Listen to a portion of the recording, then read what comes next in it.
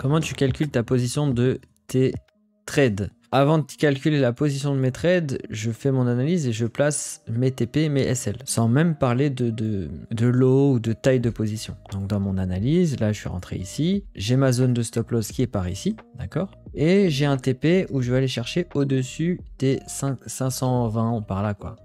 515, 520, premier TP. Une fois que j'ai placé ça, je me dis combien est-ce que je suis prêt à perdre sur mon trade. Et voilà, ça s'arrête là. Sur ce trade, je voulais perdre 7, 8 euros. Voilà, un petit trade sympa, 7, 8 euros. Ici, c'est mon SL. Une fois que j'ai mon TP, j'ai mon SL. Et je sais combien de pertes je risque sur ce trade. Bah, le lot, c'est l'équation, quoi. Le lot est automatique. Tu calcules pas ta taille de position pour placer tes stop loss et tes SL. C'est l'inverse. Mais du coup, comment tu sais quelle taille de position tu dois avoir? Bah, avec ton gestionnaire de ton exchange. Ton exchange, il fait le calcul pour toi très facilement. Tu sais, quand moi je place un trade, c'est con, mais ici tu gères. Là, tu arrives, bah justement, je vais changer ça, c'est super. Ici, je vais mettre mon TP, le premier, où je coupe 70%.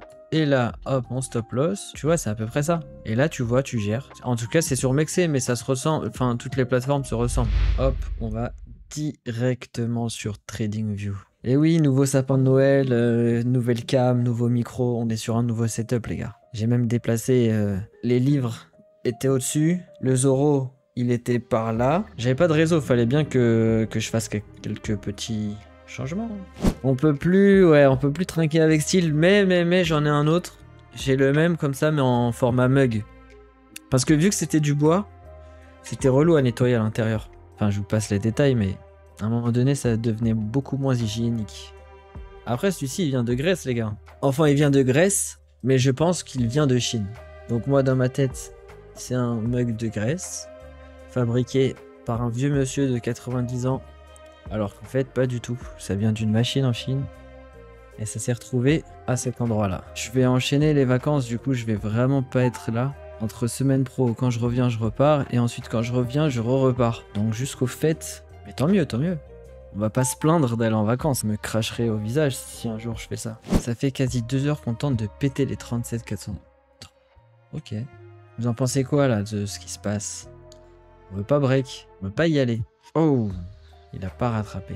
Si, il rattrape les gars. Sur Mex, il a rattrapé. C'est parti, je rentre en long. Je rentre en long. Là, ce qui vient de se passer ici, c'est magnifique.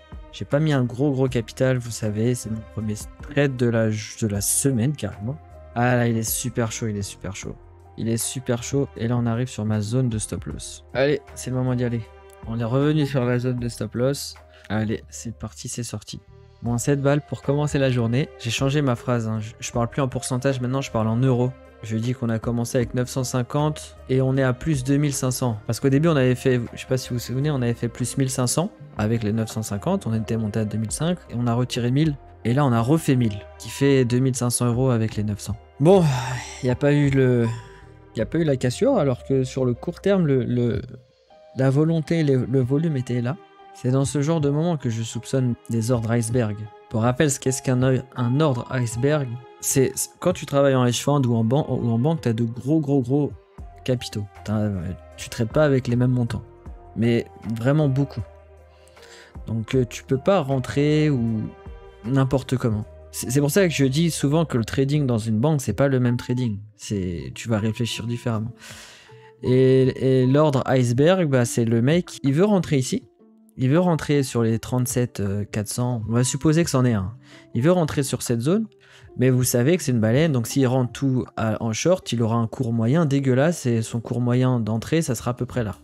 Donc ce qu'il fait, c'est qu'il rentre. Et c'est ça où c'est très puissant. Il rentre à petite dose, au prix qu'il souhaite, hein, donc ici, mais suffisamment en douceur pour qu'on ne comprenne pas qu'il y a quelqu'un qui défend le prix.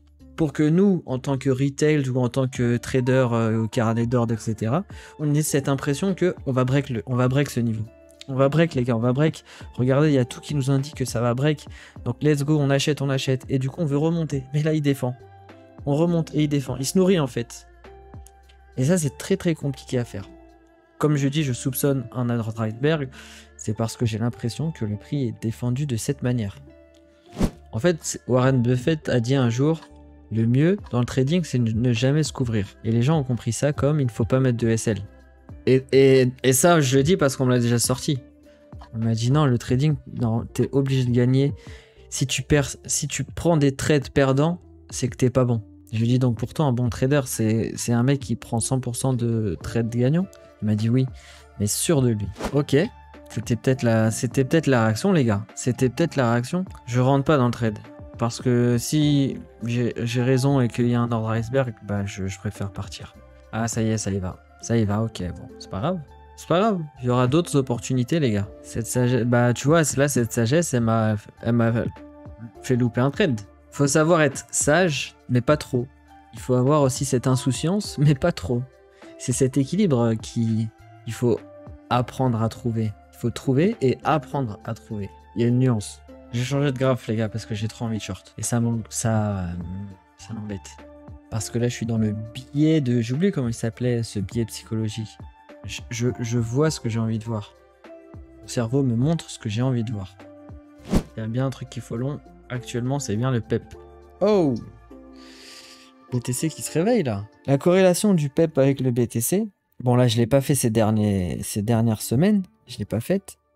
Mais elle n'est pas à 1. Elle n'est pas à 1 à 100% quoi. Quand le BTC monte, le PEP ne monte pas forcément avec. Mais il y a des comportements qui peuvent être similaires. Et j'espère que le PEP explosera. La correction, c'est le scénario dont j'avais peur pour mon trade sur le PEP. Sur le pump, il monte pas, mais sur la descente, il descend. Parfois, j'hésite alors que j'ai des stratégies efficaces. Faisons pump le marché, les gars. Stratégie tapion, validée par l'AMF, tu mets la musique et tu laisses pump ce marché. J'en avais besoin, là. Ça arrive au bon moment. Pas de surprise les gars, la stratégie tapion fonctionne toujours, même après une semaine de pause. On peut stopper la musique. C'est la musique qui fait pump le marché, je répète, j'ai déjà fait une vidéo YouTube sur la stratégie, je l'explique en détail, j'explique son backtest, j'explique la validation de l'AMF dessus. Je documente en fait ma stratégie tout simplement. Le PEP qui tombe, le BTC qui tombe. Putain, j'ai mis la musique et ça marche qu'une seule fois. Je peux pas la remettre, je suis un peu dégoûté. J'ai cramé mon joker, je vais devoir la lâcher. Ça me rend très triste. Il faut que je me trouve une nouvelle petite crypto. C'était peut-être mes derniers trades sur le PEP. Salut chef, tu vas bien? Quelle plateforme recommandes-tu pour acheter des cryptos hors Binance? Salut Corentin. Là tout le monde panique avec Binance, je vois plein de vidéos, etc. Mais les gars, bon, ok, il y a eu fraude, mais les mecs, ils ont regardé droit dans les yeux les instances et ils ont dit on paye l'amende. 4 milliards, on paye. Moi, au contraire, leur réaction et leur comportement me rassurent, j'ai envie de dire. CZ a démissionné, ils vont le remplacer. CZ, il est prêt à payer les centaines de millions de dollars d'amende. Moi, ça me rassure. Moi, j'ai pas enlevé les quelques... Bon, sur Binance, j'ai pas masse monnaie, mais la réaction qu'ils ont eue, les gars, on parle de 4 milliards. Hein. Ils ont dit, ok, on paye 4 milliards, sans chipoter. J'ai plus du tout de volume sur Mexé, hein, sur le PEP. Gardez vos ceintures, c'est pas le terminus. C'est bien One Piece? Ça, c'est une question que t'as pas le droit de poser. C'est comme si tu disais, c'est bien Seigneur des Anneaux? C'est bien Harry Potter? On est dans ce type de chef-d'œuvre. Tu peux ne pas apprécier l'univers, mais t'es obligé de dire que t'aimes bien. Enfin, non, mais t'es obligé de dire que c'est exceptionnel. Bon, le PEP qui reste bloqué. On va faire les adieux au PEP, les gars. Je vais couper la position. Comme ça, on est au-dessus des 2500. Hein. Aujourd'hui, on fait 2% du PNL. Classique. Je suis hyper ému, les gars. Je vais dire au revoir au PEP. Je l'enlève de mes favoris. Et je le supprime de ma liste. C'est trop triste. Je suis hyper ému. Sayonara. Adieu, l'ami.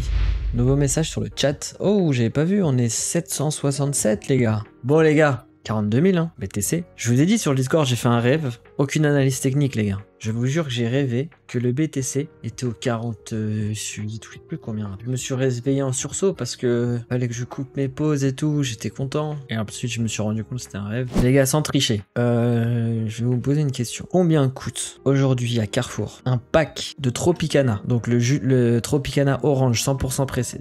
Jus d'orange. Le pack de 6 bouteilles d'1,5 litre. S'il vous plaît, donnez-moi un prix. 9 €. J'en bois pas, moi non plus. Les gars, il est à 18,50 €. Le pack de 6 bouteilles à 18,50 €. Mais dites-moi qui achète ça, les gars. 18,50 €, les gars. On m'a envoyé ça ce matin. J'ai fait, mais what? What? Smoky barbecue. Bon, après, ça doit être lié. Ça doit être lié à ça. Hein. Attendez, là, je suis pas sur le bon truc. Voilà, le jus d'orange sur le futur 2024. C'est un high, on n'a jamais vu ça. Si tu mets 1000 € avec un levier 100 et que le BTC prend 1000 €, combien tu gagnes? Donc ça, c'est le message d'une personne, c'est un message parmi tant d'autres d'une personne qui veut jouer au loto. Donc je peux pas répondre simplement à cette question en disant bah écoute, tu vas gagner tant. Je suis obligé cette personne d'essayer de la ramener à l'initiation au trading. Ça s'appelle du gambling. Oui, bah oui. Mais je vous assure, les gars, j'ai énormément de questions de ce calibre sur Insta. 15h, premier trade, un petit long, les gars. Petit trade, vraiment petit. Ouh, le sol doit tomber là. Ouais, le sol tombe, le BNB aussi. Là, je suis censé avoir ma deuxième entrée sur le BTC bientôt, mais avec ce qui se passe là, je me tâte à changer de plan. Ça doit être stressant de trader sans SL. J'en ai pas mis un fixe, mais j'en ai un. Je sors manuellement. Après, j'ai une rigueur qui fait que si je dois accepter le risque et prendre la perte, je le ferai sans hésiter. Allez, je sors, les gars. Oui, Rasta, je suis en short. Pas en IRL. Hein. IRL, je suis en pyjama. T'as déjà cassé un objet à cause d'un trade? Un objet, en gros, je m'énerve et je tape sur un clavier? C'est ça la question? Non, jamais, Manu. Jamais, jamais. Et toi? Ça m'est arrivé pour la première fois depuis 2 ans. Aujourd'hui, qu'est-ce qui s'est passé? Enfin, si tu veux raconter, hein. Quand t'es liquidé et que tu vois une grande flèche... Ouais, ça c'est vrai. T'as bien les boules. Mais c'est le jeu, hein. Tu t'es fait liquider, c'était pas un coup de chance. Le BTC, on dirait, il fait un stégosaure, non? Ouais, carrément. Carrément, il fait un stégosaure. Mais du coup, il est en place, là. Parce que le stégosaure, c'est ici et sa tête, elle est là. Après, il y a ses pattes. Et pour rappel, ce pattern, qu'est-ce qui se passe? Quand un stégosaure se forme et qu'il se fait trancher la gorge, comme ici, il faut se préparer à acheter. Il faut se préparer à acheter. La tête est déjà tranchée. Et comme j'ai beaucoup de respect pour cette stratégie du stégosaure, validée par l'AMF, je vais prendre un long, les gars. Pas besoin d'analyse quand vous voyez un stégosaure. Vous y allez, on va même la coupler à notre stratégie tapion, comme ça on sera super bien. Donc là je vais placer mon long et on va mettre tapion. Donc là on a combiné les deux stratégies, vous pouvez aller en long, vous pouvez mettre votre maison, mettre en all-in, un levier sans souci, les gars. Ceci est un conseil en investissement. On a mis les deux stratégies, on a réuni les deux, j'ai aucun doute, sur le TP. Pourquoi vous faites les surpris, les gars? Je reçois trop de messages, Instagram, TikTok, waouh, comment t'as fait? Comment tu sais? C'est tapion, les gars. Elle a été backtestée et validée par l'AMF. En vérité, lui, je vais le contacter. Hein, parce que sur les 18 000 vues, je vais lui demander de l'affiliation. En tout cas, merci Jojo Lafreux d'avoir remarqué le stégosaure. Hop là, on peut couper. Et je vais prendre une partie de ma position, les gars, pour valider les 2%. Je vais me mettre ABE et je vais aller chercher plus haut. Portez-vous bien, faites attention à vous. Salut à tous, c'était CryptoTassa.